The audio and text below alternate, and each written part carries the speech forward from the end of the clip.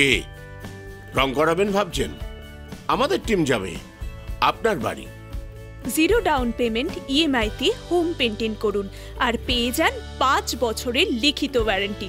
নজিরবিহীনভাবে আজ বাংলায় সন্দেশখালীতে ইডি অফিসাররা আক্রান্ত হয়েছে, কিভাবে দেখছেন আপনি? এটা নিঃসন্দেহে একটা ভয়ঙ্কর ব্যাপার, কিন্তু এটার একটা পজিটিভ দিকও আছে। আগে ভয়ঙ্কর ব্যাপারটা বলি। যেভাবে রাজ্যের শাসক দল, বিশেষ করে তাদের সাংবিধানিক প্রধান, যিনি আবার রাজ্যের প্রশাসনিক প্রধান, তিনি নিরন্তর যেভাবে কেন্দ্রীয় এজেন্সি, কেন্দ্রীয় বাহিনীর বিরুদ্ধে বিষ ছড়িয়েছেন মানুষের মনে, অত্যন্ত প্রভোকেটিভ বহু ভাষণ দিয়েছেন অফিসে, সরকারি অফিসে বসে, তার একটা পরিণতি এই জিনিস। কারণ যেরম ভাবে উস্কানো হচ্ছে কেন্দ্রীয় এজেন্সিগুলোকে, মানুষকে খেপিয়ে তোলা হচ্ছে, এর থেকে আরো ভয়ঙ্কর ঘটনা হতে পারে যে কোনো মুহূর্তে। আমার মনে হয় কেন্দ্রীয় বাহিনী বা কেন্দ্রীয় সরকার সদর্থক ভূমিকা নেবে এখানে।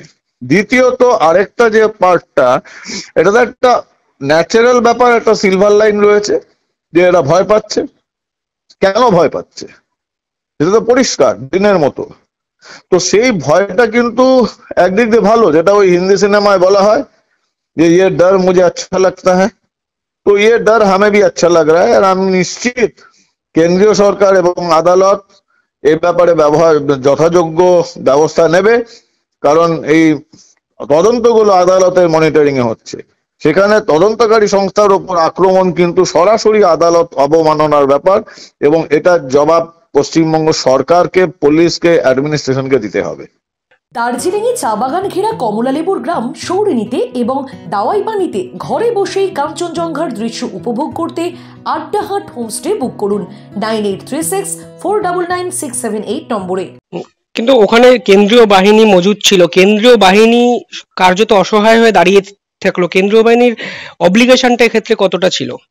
দেখো, কেন্দ্রীয় বাহিনীর অব্লিগেশনটা, সমস্যাটা হচ্ছে যে কেন্দ্রীয় বাহিনী যদি ওখানে একটা গুলি ছুটতো তাহলে কিন্তু পশ্চিমবঙ্গ জুড়ে ভূতের নৃত্য শুরু হয়ে যেত। এবং এই দায়িত্বটা তো পশ্চিমবঙ্গ সরকারকে নিতে হবে, প্রশাসনকে নিতে হবে, না হলে তাদের আদালত অবমাননার সামনাসামনি হতে হবে। আর যদি তারা না নেয় তাহলে কেন্দ্রীয় সরকারকে ব্যবস্থা নিতে হবে, সে যেভাবেই হোক, 355 হোক, 356 হোক, এরম ভাবে তো চলতে পারে না। একটা রাজ্যকে নিজের ইচ্ছা মতো চালাতে পারে না। ভারত রাষ্ট্রের মধ্যে থাকতে গেলে ভারত রাষ্ট্রের সংবিধান, আদালত, এগুলোকে মর্যাদা দিতে হবে, না হলে যারা দায়ী তাদের ঘাট ধরে জেলে ঢোকাতে হবে, এছাড়া অপশন নেই। শীতকালে সুন্দরবন ভ্রমণের নির্ভরযোগ্য একমাত্র নাম সাগর সঙ্গম ট্রাভেলস। নিজস্ব লঞ্চে ভ্রমণ এবং অফুরন্ত খাওয়া দাওয়ার বিপুল আয়োজন। বুকিং করুন 9733066075। আলটিমেটলি ইডি অফিসারের উপর আক্রমণ করে কি ওরাই সব থেকে বড় ভুলটা করলো বলে মনে হয়? একের পর এক করছে, দেখতেই পাচ্ছ যে কি সাংঘাতিক ভাবে আতঙ্ক ঢুকে গেছে ঘরে। এই যে 7.5 কোটি টাকার অ্যাটাচমেন্ট হয়ে যাওয়া প্রপার্টি, তারপরে এই কালীঘাটের এই ভদ্র নামক অভদ্র লোকটার ভয়েস স্যাম্পল টেস্ট এদের এত আতঙ্কগ্রস্ত করে দিয়েছে। এর মধ্যে অ্যাডভোকেট জেনারেলকে ডেকে পাঠিয়েছে মহামান্য আদালত 10 তারিখ, অ্যাকশন হবে। যেরকম ভাবে পুরো প্রশাসন নেমে পড়েছিল এই ভয়েস স্যাম্পল টেস্ট আটকানোর জন্য, তো সেটা চোখের সামনে পরিষ্কার। এবং সেটা যে আটকাতে পারেনি আর তার জন্য যে আতঙ্ক, সেটা দেখা যাচ্ছে চোখের সামনে। তো এটাতে কোনো সমস্যার ব্যাপার নেই। ঠিক আছে, যত এই ভুলগুলো করবে তত ভালো তদন্তের জন্য, তদন্ত নিজের পথে এগোবে। আপনি 355 এবং 356 মানে রাষ্ট্রপতি শাসনের কথা বললেন, এক্স্যাক্টলি কোন কোন বিষয়ের উপর গুরুত্ব দিয়ে রাষ্ট্রপতি শাসনের কথা ভাবা যেতে পারে? দেখো, ব্যাপারটা হচ্ছে যে কোনো একটা জায়গায় এটা তো সরাসরি শুধু আইন শৃঙ্খলার অবনতি নয়, এটা সরাসরি কলকাতা মহামান্য আদালত এবং সুপ্রিম কোর্টও কিন্তু দিয়েছে ভার্ডিক্ট যে এই তদন্তগুলো এই সময়সীমার মধ্যে শেষ করতে হবে। সেখানে রাজ্যের প্রশাসন কোথাও তো অত্যন্ত বেশি অ্যাগ্রেসিভ আর উৎসাহী হয়ে ভয়েস স্যাম্পল টেস্ট করার জন্য সমস্ত নিয়ম কানুন, আদালতের অর্ডার সবকিছুকে বৃদ্ধাঙ্গুষ্ঠ দেখানোর চেষ্টা করেছে। আর এখন এই গুন্ডাদের লেলিয়ে দেওয়া হচ্ছে, সেখানে প্রশাসন পুরোপুরি নিষ্ক্রিয়। কোথাও কোথাও ঘটনা বিশেষে প্রশাসনের অতি সক্রিয়তা এবং কোথাও কোথাও ঘটনা বিশেষে প্রশাসনের অতি নিষ্ক্রিয়তা এটা চোখের সামনে দেখা যাচ্ছে। এবং সেই জন্য যেরকম প্রয়োজন সাংবিধানিক অর্ডার, এবং সেটা আদালত, সুপ্রিম কোর্ট, হাইকোর্ট করবেন এবং কেন্দ্রীয় সরকার সেটা ইমপ্লিমেন্ট করবে। দীপাঞ্জন দা, কালীঘাটের কাকুর এই বিষয়টা ছিল শিক্ষক দুর্নীতি ইস্যুতে। আজকের যে অ্যাটাকটা হয়েছে প্রধানত মনে করা হচ্ছে খাদ্য দুর্নীতি তদন্তে একটা যাওয়া হয়েছিল। ফলে দুটো আলাদা সেগমেন্ট একইভাবে কিভাবে মিশে যাচ্ছে বলে আপনার মনে হচ্ছে? আমি শুরু থেকে বলেছি, হাজারবার বলেছি তোমাদের চ্যানেলে, সমস্ত টিভি চ্যানেলে, আমি কিছুতেই বিশ্বাস করি না যে কোনো দুর্নীতি একটা একক। চাই ওটা খাদ্য দুর্নীতি হোক, চাই পুরো দুর্নীতি হোক, চাই শিক্ষা, কয়লা, গরু, বালি, সোনা, সব সম্পৃক্ত। এবং সব কটার মাথার বসে আছেন এক অতি প্রভাবশালী অথবা দুজন অতি প্রভাবশালী। আতঙ্কটা তাদের ঘরে পৌঁছাচ্ছে বিভিন্ন রাস্তা দিয়ে, কখনো শিক্ষক দুর্নীতির রাস্তা দিয়ে, কখনো পুরো দুর্নীতি, কখনো খাদ্য দুর্নীতি। এটা হবে, এগুলো হওয়ার কারণ দিন ঘনিয়ে আসছে। এরা আতঙ্কিত হয়ে গেছে, এখন আতঙ্কিত হয়ে এরা নট্ট সত্য জ্ঞান হারিয়ে ফেলে ভুলভাল কাজকর্ম করছে। আপনার কি এক্ষেত্রে মনে হয় সাধারণ মানুষদের একটা ব্যবহার করার প্রবণতা দেখা যাচ্ছে রাজনীতিবিদদের মধ্যে? মানে যারা অ্যাটাক করেছে মোরালে সাধারণ মানুষ ছিল আজকে? না, আমি বিশ্বাস করি না এরা সাধারণ মানুষ। যারা এরকম অ্যাটাক করে তারা পুরোপুরি অপরাধী, সংগঠিত অপরাধী। এবং সমস্যা হচ্ছে অপরাধীরা বা সন্ত্রাসবাদীরা তো আই কার্ড নিয়ে ঘোরে না, সুতরাং ওদের বোঝানো মুশকিল, বা এবার ইউনিফর্ম পরেও ঘুরছে না।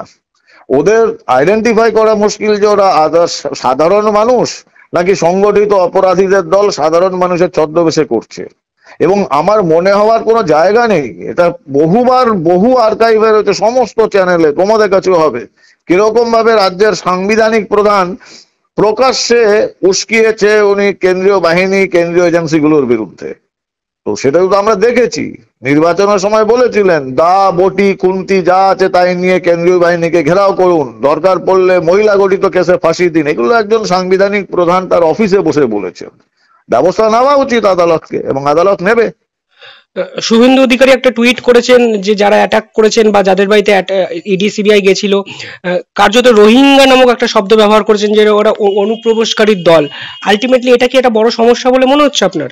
আমি একটু আগে যেটা বললাম যে সন্ত্রাসবাদী বলে তো এখানে কেউ তো আই কার্ড নিয়ে ইউনিফর্ম পরে আসবে না, এদের মধ্যে মিশে রয়েছে। আর দক্ষিণ 24 পরগনা যে রোহিঙ্গাদের সাংঘাতিক অনুপ্রবেশ ঘটেছে এবং তাদের বসিয়ে দেওয়া হয়েছে বিভিন্ন রকম ভাবে সরকারি কাগজপত্র দিয়ে, সেটা দিনের মতো পরিষ্কার। দেখা যাবে এখন যে কেন্দ্রীয় সরকার এবং আদালত কি ব্যবস্থা নেয়, কারণ রাজ্য প্রশাসনের উপর আর ভরসা নেই। রাজ্যের পুলিশ কি স্বতঃপ্রণোদিত মামলা রুজু করতে পারে যারা আক্রান্ত হয়েছে, বা করা উচিত বলে আপনার মনে হয়? অ্যাবসলিউটলি করা উচিত। রাজ্যের পুলিশকে ভুলে গেলে চলবে না। এই তদন্ত কিন্তু সরাসরি কলকাতা হাইকোর্টের, মহামান্য হাইকোর্টের নির্দেশে হচ্ছে, মনিটরিং এ হচ্ছে। তার মানে রাজ্য পুলিশ কলকাতা মহামান্য হাইকোর্টকে অগ্রাহ্য করছে বা তাদের সঙ্গে কোঅপারেট করছে না। এখনো যদি শুভবুদ্ধি না জাগে বেঙ্গল পুলিশ বা কলকাতা পুলিশের লোকজনকে, তাদের কিন্তু এর ফল ভুগতে হবে। কেউই আইনের বাইরে নয়, সংবিধানের বাইরে নয়। শেষ প্রশ্ন, যখন দেখলেন টিভিতে যে ইডি অফিসারদের মাথা ফেটে রক্ত বেরোচ্ছে, প্রাথমিকভাবে আপনার মাথায় কি এসেছিল যে ইডি অফিসারদেরও কি এই রকম ভাবে ট্রিট করা যায়? ট্রিট তো করা যায় না। আবার বলছি, আমি দোষ দিচ্ছি না যারা মাথা ফাটিয়েছে, আমি দোষ দিচ্ছি তাকে যারা সংবিধানের শপথ নিয়ে সাংবিধানিক পজিশনে বসে উস্কাতে, মানুষকে উস্কাচ্ছে আর এই সমস্ত সন্ত্রাসবাদী লোকজনকে ব্যবহার করছে। দোষটা তাদের। সুতরাং শুধু এই যারা আক্রমণ করেছে তাদের উপর কাজ করে বা তাদের উপর অ্যাকশন নিয়ে হবে না, যারা উস্কাচ্ছে তাদের উপর ব্যবহার করতে হবে এই অ্যাকশন। না, আপনি কি বাংলাটা এক্সপেক্ট করেছিলেন এই ধরনের ঘটনা ঘটতে পারে? হ্যাঁ, নিশ্চয়ই আমি এক্সপেক্ট করেছিলাম।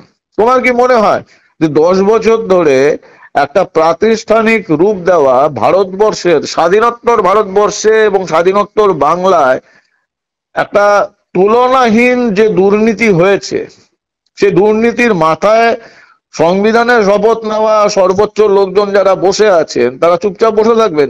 তারা অস্ত্র প্রয়োগ করার চেষ্টা করবেই। এদের দেওয়ালে পিঠ থেকে গেছে। ওরা জানে যে আমাদের দিন শেষ হয়ে এসছে। ওই সেটিং ওয়েটিং এর তত্ত্ব শেষ। আম খাইয়ে আর পাঞ্জাবি দিয়ে আর এই অপরাধ ঢাকা যাবে না, সেটা বুঝতে পারছেন। তার জন্য তারা মরিয়া। এই আক্রমণ তো আসার ছিলই।